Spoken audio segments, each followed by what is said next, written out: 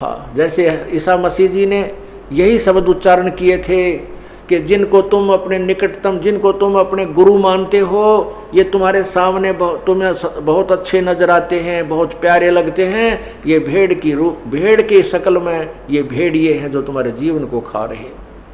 इन्हीं बातों से दुखी होते होकर के उन गुरु लोगों ने उसमें अशिक्षित समाज था और भ्रमित कर दिया और उस पुण्य आत्मा को क्रश करवा डाला।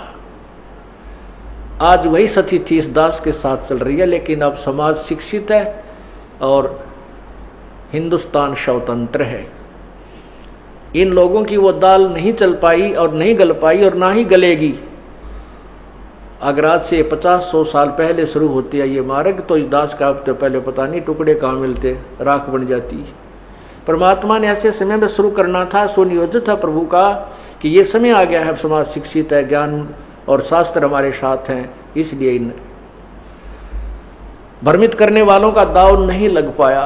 हालांकि इन्होंने तो अपने तरफ से पूरा काम कर दिया था कि ऐसा काम कर दो, झूठा केस बनवा दिया, जबकि हमारे आश्रम पे आक्रमण हुआ क्रोथा में, उनको तो इनाम दे दिया।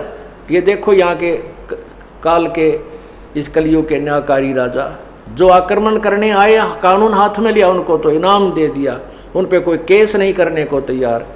और निर्दोष जो अपने आश्रम में बैठे थे चुपचाप उनके ऊपर आक्रमण किया और ना जाने किन कारणों से उनको गोलियों से, पुलिस की गोलियों से घायल हुए हैं। और अब स्पष्ट हो गया है उस CPCFSL रिपोर्ट से, मधुबन की लैब ने स्पष्ट कर दिया कि आश्रम की गोलियों से वो व्यक्ति नहीं मरा और उसके मरने की दूरी, गोली चलने की उनकी दूरी 20 फुट की है ज़्यादा से ज़्यादा, जबकि आश्रम से जहाँ वो पुलिस ने जो केस बनाया है उसमें जहाँ लड़के की मृत्यु स्थिति दिखा रखी है उस आश्रम से 140 फुट की दूरी पर है। और भी बहुत से कारण हैं। इस दास के एक बंदूक लगा रखी थी जो हमारा सेवक वहाँ पर था भी नहीं, मधुबन अपनी कोई ट्रेनिंग पे गया हुआ था, वो बंदूक प्रयोग ही नहीं की किसी ने, वो चली ही नहीं थी, वो मेरा लगा दी झूठी कि बंदूक लिए बांध खड़ा था बंदूक। ऐसे नकली ड्रामे बनाए इन लोगों ने। रिपोर्ट में आया कि वो बंदूक से गोली कभी चली नहीं। हम टेक्निकल रूप से बता नहीं सकते कब चली, अर्थात इस कांड के दौरान या बंदूक चली ही नहीं है। परमात्मा ने चारों तरफ से उनको फिट्टे मुंह कर दिया। कहते सांच को आंच नहीं होती।